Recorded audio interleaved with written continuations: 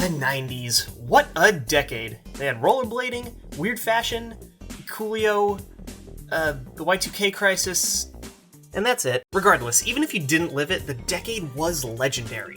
And it just so happened to be a pivotal time for the video game industry.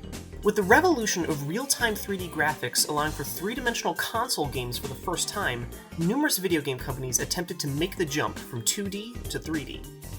But with such growth comes many growing pains. Many developers were unsure of how to translate their experience with creating 2D games into this new dimension. They couldn't just change the camera angle and call it a day. It was a new frontier, and there weren't any standards or conventions to utilize yet. Many early 3D games did not control well, were too difficult, or were too complicated for players to enjoy. Many of these games suffered because of a shared design flaw. They did not fully consider if 3D was enhancing or hindering their game.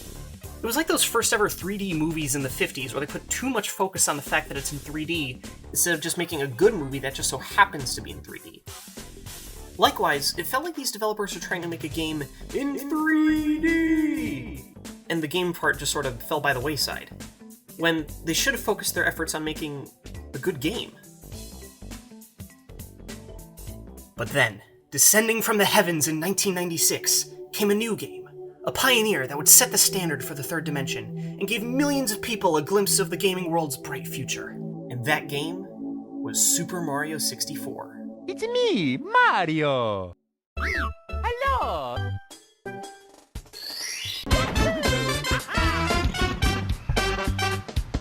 Super Mario 64 was not only a launch title from the Nintendo 64 and Mario's first foray into 3D, but it also set the bar for the third dimension of gaming. Even after 26 years, Mario 64 is still widely loved and played by the gaming community, and it still serves as a major inspiration for games today. And somehow, this game is not in the World Video Game Hall of Fame yet. How? It's one of the most influential games in history. How is it not in the Hall of... How did Microsoft Solitaire get in before Mario 64? It's freaking Solitaire! How do they even decide what gets in? Who's making these decisions? Oh. Alright, okay, I can fix this. I'm just gotta scroll down here. Alright, Super Mario 64, and... Why does this game deserve to be in the Hall of Fame? It's a pretty good game. And send. Okay, obviously I'm gonna have to build a proper case for this game, so in the words of Mario, let's go. Okay, so the Hall of Fame looks for 4 things when choosing a game to nominate. Icon status, longevity, geographical reach, and influence. Allow me to explain how Super Mario 64 meets each of these. Prior to Mario 64, many games had differing methods for navigating a 3D space, but they all had one thing in common. They were limited by the directional pad, which is an industry standard on every video game controller. It was a cross-shaped set of buttons that represented one of 4 directions. With it, you could represent up, down, left, and right, as well as 4 diagonals. So 8 total directions, not exactly ideal for a 3D space. Some games opted to function just like 2D games, but with 3D elements thrown in for art style or variety. This is often referred to as 2.5D. But ultimately, these games didn't show the true potential of the third dimension. They felt like the games that everyone was used to, but you'd occasionally move towards or away from the camera. You were still locked into moving in a 2D plane. Other games opted to use tank controls. You would press up or down on the D-pad to move straight forward or backward, and use left and right to slowly turn in that direction. However, this still didn't feel right. It felt slow and robotic. Like nobody stops moving just so they can change direction. It doesn't feel natural. I can't imagine how annoying life would be if this was how we walked around.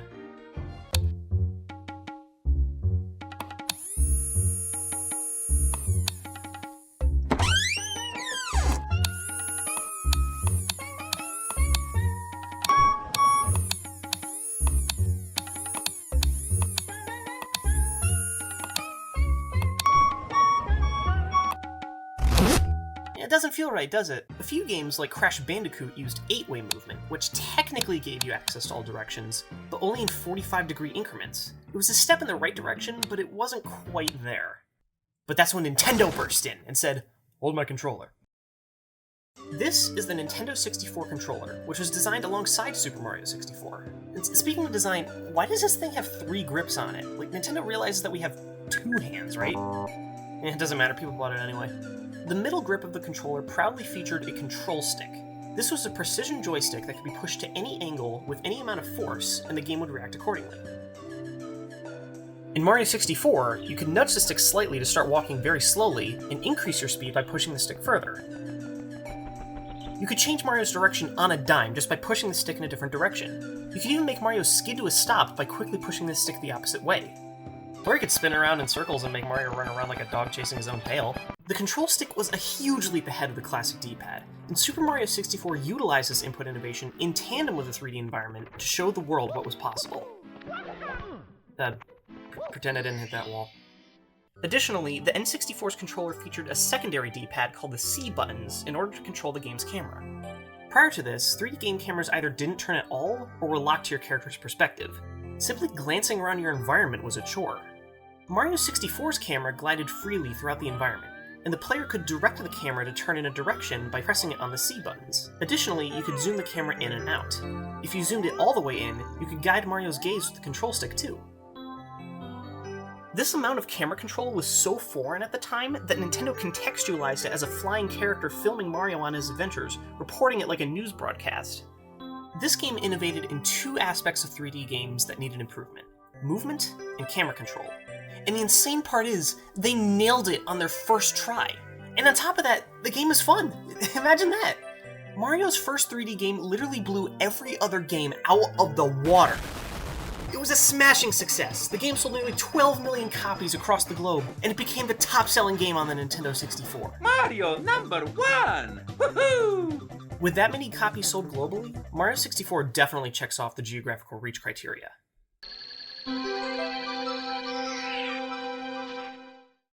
But what about these two? Oh, don't worry, Mario 64 easily crushes those as well. 26 years later, Super Mario 64 is still widely loved. It's still played frequently, whether through emulation or through official re-releases. In recent years, the game has become a staple of speedrunning, which is a subculture of gaming based on completing a game as quickly as possible by any means necessary, sort of like a world record.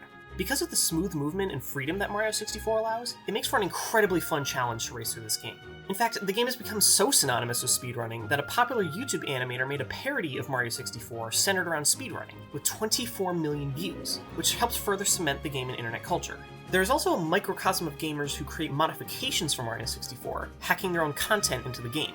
This can involve adding new environments, new abilities, new objectives, pretty much anything. Through these mods, this community of players is able to breathe new life into this decades-old game. And because of the versatile framework that Mario 64 provides, the creativity of these mods is only bound by the ingenuity of the hackers. Having a community contribute to a game in this manner has been proven to be beneficial to its relevance and popularity. There's an entire paper written about it. Speedrunning, parody animations, and game mods are all a form of community value co-creation, where the customers interact with a product that has already been launched and add value to it at the consumption stage for the benefit of other product users and as producers, which enhances the product's longevity and marketplace acceptance. The community surrounding this game has lasted for over 2.5 decades, keeping this game alive with speedrunning, animated parodies, game mods, and so much more. And for these reasons, it easily covers the icon status and longevity requirements. Okay, on to the last one, influence. After Mario 64 came out, nearly every game company and developer started taking notes from it. Even the consoles themselves felt the need to catch up. The original PlayStation controller didn't have any kind of stick, until Sony made it grow a pair. I'll see myself out. In the following years, everyone started making the jump to 3D. There were classic characters making the transition all over the place, not to mention all of the original characters being made for this new era. You could play as a purple dragon trying to save a species. You could play as a bear with a bird in his backpack trying to save his sister from an evil witch. You could even play as a cartoon squirrel living in a world full of crass humor and swearing. Hey, I'm here. Hurry up. Pick me up, head.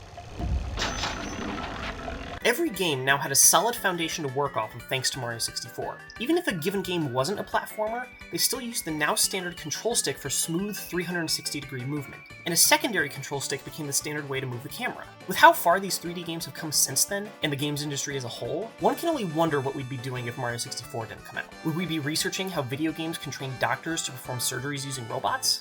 Would we be studying how video games can improve a user's driving skills? I would hazard to say we wouldn't be there, at least not yet. With all of that being said, Super Mario 64 has certainly been an influence on the game industry. Actually, no, Mario 64 isn't just an influence. It isn't just a launch title. It is a gaming landmark. It represented 3D gaming breaking out of its awkward phase, maturing into the gaming staple we have today. It was the foundation off of which every 3D game has built upon. It's the reason control sticks are an industry standard, and it served as the inspiration for hundreds of other games that brought millions of players around the world some of their fondest gaming memories. It flipped every video game convention on its head, it changed the way we make and play games, and it's still going strong 26 years later. Who knows where we would be without it?